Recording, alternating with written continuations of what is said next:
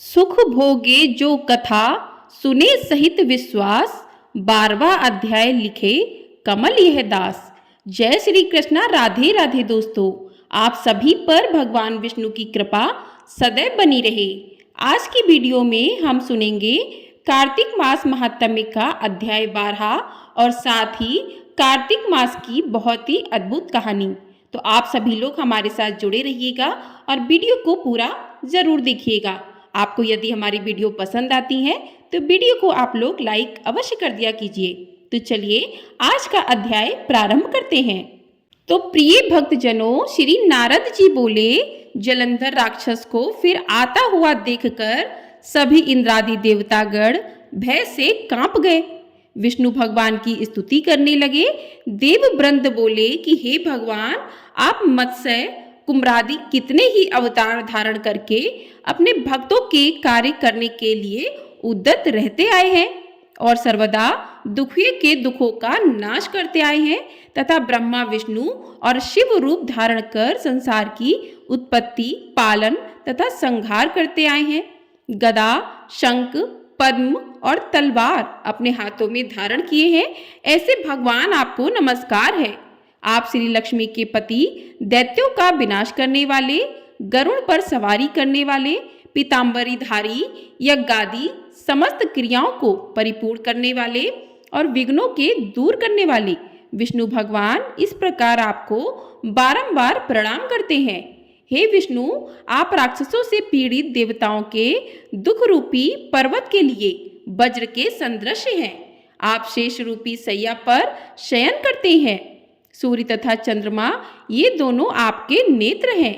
इस प्रकार स्वरूपधारी आपको हमारा बारंबार प्रणाम है।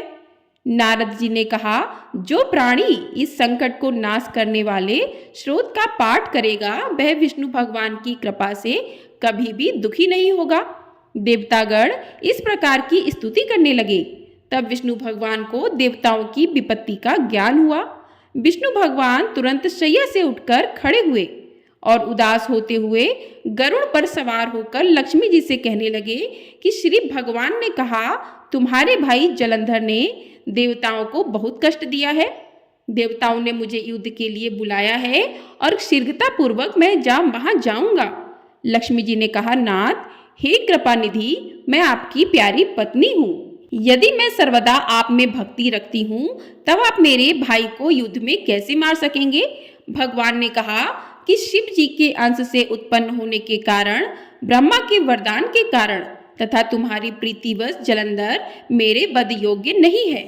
नारद जी ने कहा कि विष्णु भगवान लक्ष्मी जी से ऐसा कहकर गरुड़ पर आसीन हुए, शंख, चक्र, गदा और तलवार धारण किए हुए दैत्यों से युद्ध करने के लिए विष्णु भगवान शीघ्रता से जहां देवतागण स्तुति कर रहे थे जा पहुंचे। तदंतर गरुड़ के पंखों द्वारा प्रताड़ित, वायु के वेग से पीड़ित होकर दैत्यगण आकाश में उड़ने लगे। जिस तरह वायु से आहत होकर मेघ आकाश में उड़ते हैं, दैत्याधीश जलंधर राक्षसों को वायु पीड़ित देखकर क्रोधित होता हुआ उछलकर विष्णु के समीप गया। जलंधर और विष्णु का घोर युद्ध हुआ। विष्णु के तेज से कंपित देवता सिंहनाद करने लगे। फिर तो अरुण के अनुज गरुड़ के पंखों की प्रबल वायु से पीड़ित हो दैत्य इस प्रकार घूमे जैसे आंधी से बादल आकाश में घूमते हैं। तब अपने वीर दैत्यों को पीड़ित होते देख जलंधर ने क्रुद्ध हो विष्णु जी को उद्धत वचन कहकर उन पर कठोर आक्रमण कर दिया। तो इसी के साथ आज का अध्याय समाप्त होता है। बोलिए भगवान विष्णु की जय। आइए अब सुनते हैं कार्तिक मास में भगवान विष्णु जी की अद्भुत कहानी। धन्ना जी का जन्म एक सामान्य किसान परिवार में हुआ था। इनके पिताजी मुख्य रूप से खेती करते थे और गायों का पालन किया करते थे।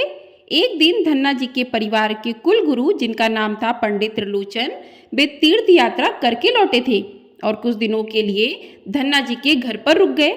पंडित त्रिलोचन जी शालिग्राम भगवान की सेवा किया करते थे। वह बड़े भाव से भगवान शालिग्राम की शिला की सेवा करते थे।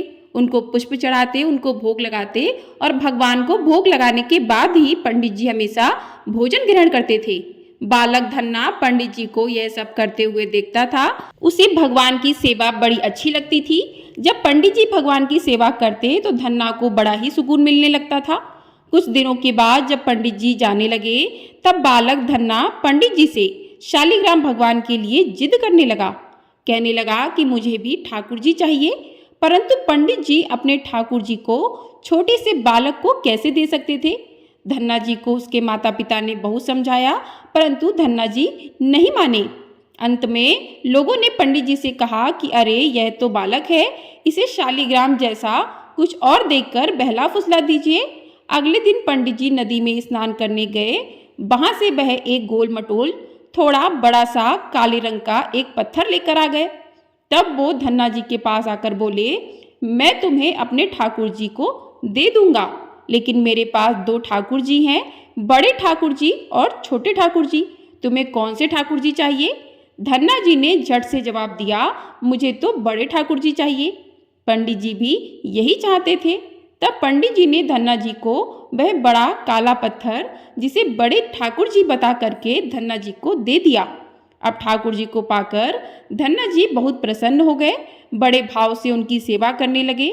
जब धन्ना जी गाय चराने खेतों की तरफ जाते, ठाकुर जी को अपने साथ ले जाते थे। धन्ना जी की माँ ने उनको बाजरे की रोटी, साग, अचार और गुड़ खाने को दिया। अब धन्ना जी ने भी निश्चय किया कि वह भी पंडित जी की तरह ही ठाकुर जी को जब तक भोग नहीं लगाएंगे और जब तक ठाकुर जी को खिला नहीं लेंगे तब तक वो खुद भी भोजन नहीं करेंगे। धन्ना जी जब खेत में पहुंचे तो प्रेम से ठाकुर जी को पुकार करके कहने लगे कि ठाकुर जी, जब तक आप भोग नहीं लगाएंगे तब तक मैं भोग नहीं लगाऊंगा। धन्ना जी ने निश्चय किया कि जब तक ठाकुर जी प्रकट होकर भोग नहीं लगाते वह भी भोजन का एक टुकड़ा भी ग्रहण नहीं करेंगे।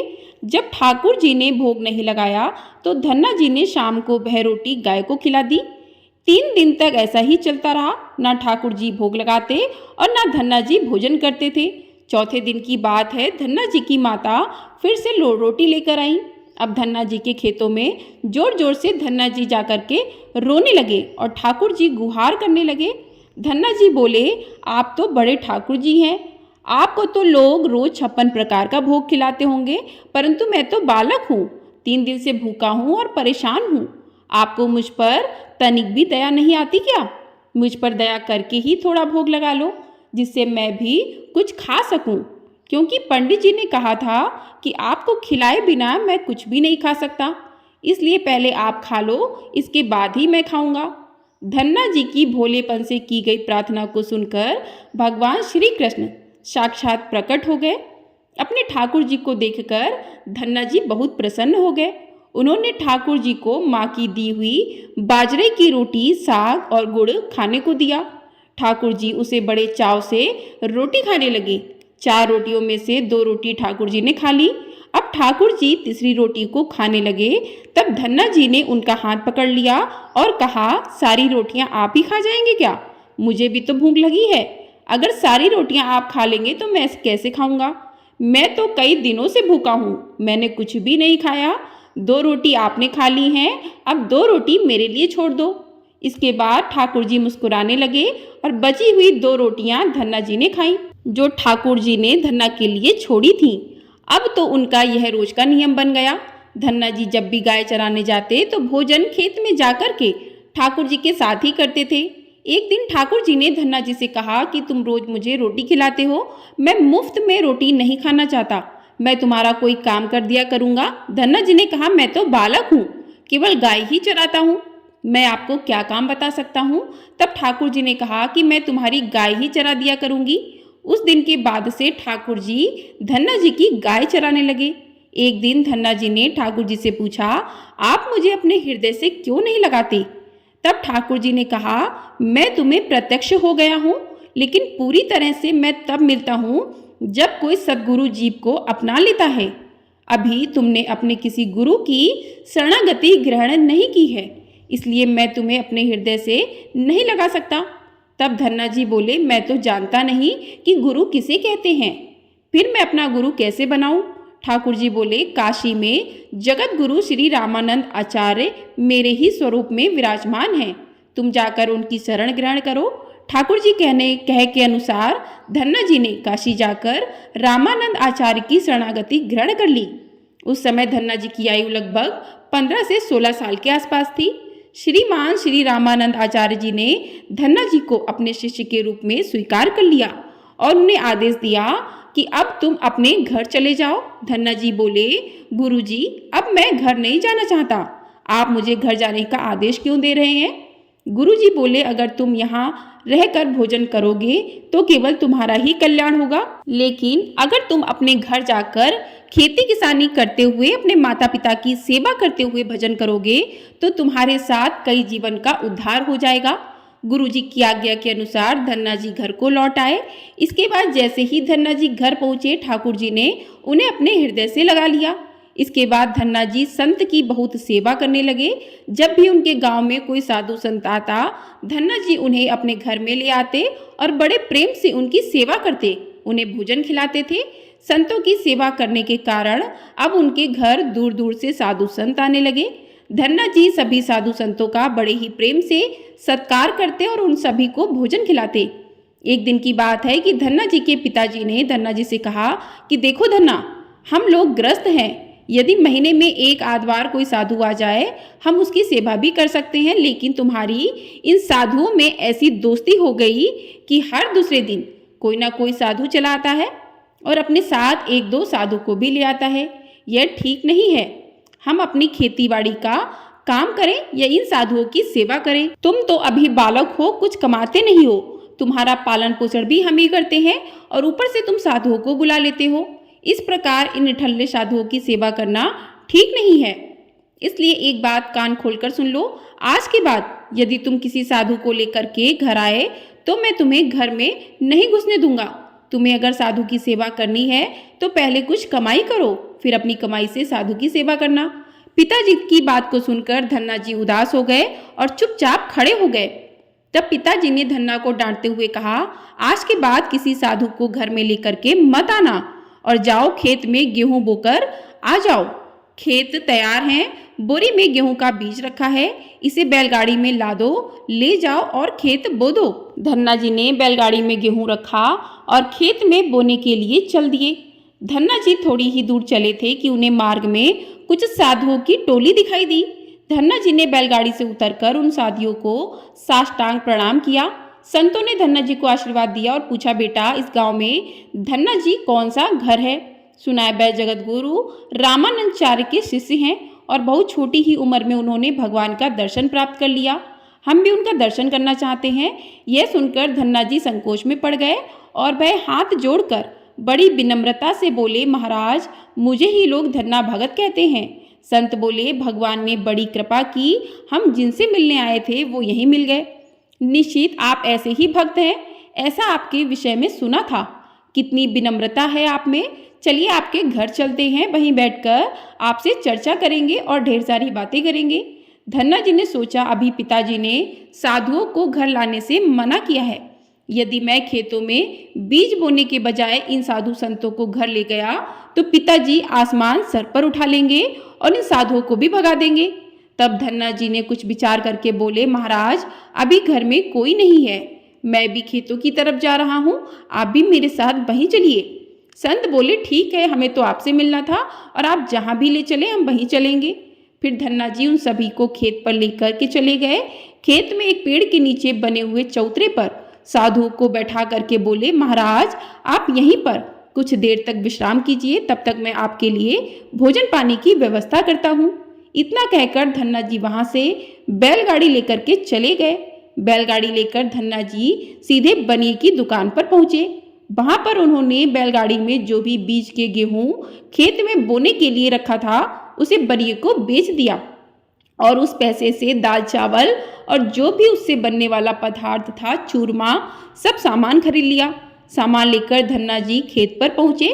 वहां पर संतों के साथ मिलकर बहुत बढ़िया दाल बाटी और चूरमा का प्रसाद बनाया। भगवान को भोग लगाने के बाद बड़े प्रेम से संत और धन्ना जी बैठ करके भोजन किया। इसी बीच भगवान की चर्चा भी होती रही।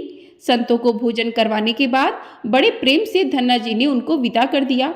संतों के जाने के बाद धन्ना जी सोचने लगे कि बीज वाले गेहूं को तो बेच करके मैंने संतों को भोजन करा दिया, अब खेत में क्या बोया जाए? अगर पिताजी बीज मांगेंगे तो मैं कहाँ से बीज लाकर दे दूंगा?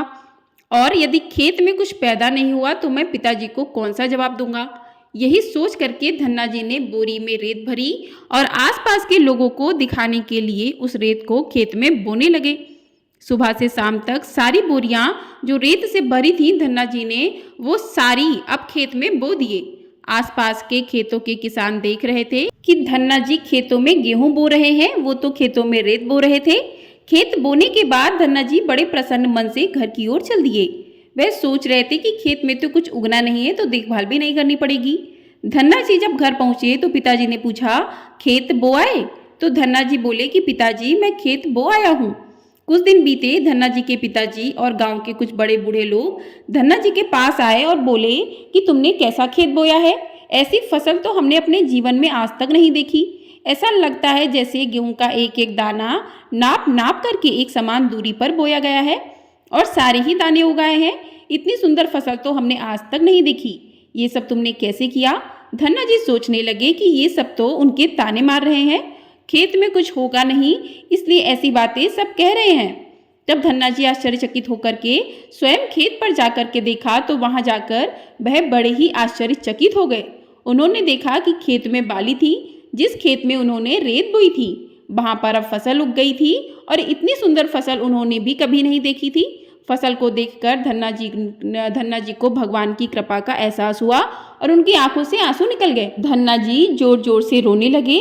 जब धन्ना जी के पिता और अन्य गांव वालों ने रोने का कारण पूछा तब धन्ना ने रोते हुए सारी घटना कह सुनाई। धन्ना जी बोले, पिताजी जब आपने संतों को घर लाने के लिए मना किया था और खेत बोने के लिए जो गेहूं आपने दिया था उस दिन मुझे मार्ग में कुछ संत मिले थे। मैंने उन संतों को अपने घर नहीं लाया और खेत पर ठहरा करके जो भी बीज मैंने बोने के लिए गेहूं लिया था सब बनिए की दुकान पर बेच करके मैंने संतों को भोजन करवा दिया था। इसके बाद मैंने लोगों को दिखाने के लिए खेत में रेत को बो दिया। फिर यह फसल कैसे हो गया ये मुझे नहीं मालूम। धन्ना जी की बात सुनकर उनके पिताजी की आंखों में आंसू आ गए और बोले कि मेरा धन्य भाग्य है जो मेरे घर में ऐसे पुत्र ने जन्म लिया। आज के बाद हम तुमको रोकेंगे नहीं। जितना हो सके साधु को बुलाओ और उनकी सेवा करो। हम तुम्हें अब कभी भी मना नहीं करेंगे। आज से मैं भगवान की भक्ति किया करूँगा और तुम्हारे साथ संतों की सेवा करूँगा। इसके बाद धन्ना जी और उनके परिवार वाले खूब संतों की सेवा करने लगे। कुछ समय बाद धन्ना जी की उगाई हुई फसल को काटने का समय आ गया। उस समय उतनी ही खेती से पहले से 50 गुना ज़्यादा गेहूं निकला। यह गेहूं इतना ज़्यादा था कि उसे रखने तक की जगह नहीं बची थी। गांव के सभी लोग धन्ना जी की फसल देख करके आश्चर्यचकित हो गए और सभी आश्चर्य करने लगे थे। अब धन्ना जी और उनका परिवार अपनी क्षमता के अनुसार खूब संत की सेवा और भगवान की भक्ति करने लगे। उनके घर हमेशा साधु संतों का तांता लगा रहता था। साधु संतों की बड़ी बड़ी जमातें आती। धन्ना जी बड़े प्रेम से उन सभी का आदर सत्कार करते। अब धन्ना जी जब भी खेतों में फसल बोते ऐसे ही फसल होने लगी। अब धन्ना जी अपने गांव के बड़े किसान बन गए। गांव के सभी लोग धन्ना जी को चमत्कारी संत मानने लगे और उनके खेतों की मिट्टी को भी चमत्कारी मानने लगे। अब जिन लोगों के खेतों में पर्याप्त फसल नहीं होती थी वह लोग धन्ना जी के खेतों की मिट्टी को ले जाकर अपने खेतों में छींट लेते, जिससे उनकी फसल भी अच्छी होने लगती। चारों तरफ धन्ना जी की जय जयकार होने लगी। एक बार भगवान ने धन्ना जी की परीक्षा लेना चाहा। धन्ना जी के गांव में अकाल पड़ गया। धन्ना जी बड़े किसान थे, उनके पास बहुत खेती थी और अन्न के भंडार भी भरे थे। अकाल पड़ने के कारण उनके गांव और आसपास के क्षेत्र के ब्राह्मण, संत, गरीब और जरूरतमंद लोग धन्ना जी के पास मदद की उम्मीद से आने लगे। धन्ना जी भी उन्हें दोनों हाथों से भंडार लुटाने लगे। कभी कोई जरूरतमंद उनके घर से खाली हाथ नहीं लौटा। धीरे धीरे धन्ना जी का भी भंडार समाप्त होने लगा, परंतु धन्ना जी ने निश्चित किया कि जब तक उनका सामर्थ्य है वे किसी भी जरूरतमंद को निराश नहीं करेंगे और सब कुछ बेचकर उन लोगों की मदद करेंगे। धन्ना जी की संत सेवा से प्रसन्न होकर एक दिन उनके पास संत के भेष में स्वयं ठाकुर जी आ गए। संत ने उन्हें तुम्बा कमंडल बना करके दिया और कुछ लौकी के बीज दिए और उन्होंने कहा कि धन्ना जी इन बीजों को अपने खेत में बो दो और जब यह फसल पक जाए तो उनसे जो भी प्राप्त हो उसे लोगों की सेवा में खर्च कर देना। धन्ना जी ने ऐसा ही किया। संत की आज्ञा से उन्होंने तुम्बा के बीज खेतों में बो दिए। गांव के लोग कहने लगते हैं धन्ना जी पागल हो गए। ऐसे भीषण काल में फसल बो रहे हैं और वह भी तुम्बा की। इस कड़वी तुम्बा को तो पशु भी नहीं खाते, यह तो केवल कमंडल बनाने के काम में आता है। ऐसी फसल यदि पैदा भी हो गई तो उसका क्या फायदा होगा। परंतु धन्ना जी ने संत के कहने के अनुसार अपने खेतों में तुम्बा और लौकी के बीज बो दिए। कुछ दिन बाद तुम्बा की फसल उग गई। सभी लोग कहने लगे कि ऐसे भीषण काल में बिना पानी के कोई फसल कैसे उग सकती है। कुछ ही दिनों में धन्ना जी का खेत हरा भरा हो गया। इसी बीच धन्ना जी जरूरतमंदों की सेवा करते रहे। धन्ना जी ने अपना सारा अन्न भंडार लुटा दिया। उनके घर में जो भी फसल के बीज रखे थे वह सब उन्होंने संतों को भोजन के लिए दान कर दिए। अब उनके पास अपने परिवार के गुजारे के लायक भी अन्न नहीं बचा था। गांव के लोग कहने लगे, बड़ा ही मूर्ख है जो सारा अन्न लुटा दिया, अपने परिवार के लिए कुछ भी नहीं रखा, और इसने फसल में बोई तो तुम्बा जिसे कोई खा भी नहीं सकता। धन्ना जी को लोगों की बातों से कोई फर्क नहीं पड़ा। वो तो भगवान का नाम लेते रहते और लोगों की मदद करते रहते थे। एक दिन ऐसा आया जब धन्ना जी के खेतों में लगी फसल पक गई।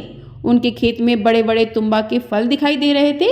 धन्ना जी ने सोचा, अब दान करने को तो कुछ भी नहीं है, अब इन तुम्बा से कमंडल बनाकर संतों को दिया करूंगा। धन्ना जी खेतों में लगे सभी तुम्बा के फल तोड़कर घर को ले आए। जैसे ही उन्होंने एक तुम्बा को कमंडल बनाने के लिए काटा, उन्होंने देखा कि तुम्बा हीरे मोती जवाहरात और कीमती रत्नों से भरा हुआ था। तुम्बा को कीमती रत्नों से भरा हुआ देखकर वो आश्चर्यचकित रह गए। उनके पास तो तुम्बा की पूरी फसल थी। उन्होंने देखा सभी तुम्बा में ऐसे ही कीमती रत्न भरे हुए थे। अब उनके पास इतने कीमती रत्न और जवाहरात हो गए जितना किसी राजा के पास शायद ही हो। इस चमत्कार को देखने के बाद धन्ना जी को उन संत की याद आई जिन्होंने उन्हें तुम्बा के बीज दिए थे। संत ने कहा था कि इस फसल से जो भी प्राप्त हो उससे लोगों की सेवा करना। अब धन्ना जी उस धन से लोगों की सेवा करने लगे। फिर वह दोनों हाथों से लोगों की मदद करने लगे। उस समय वह अकाल कई वर्षों तक चला।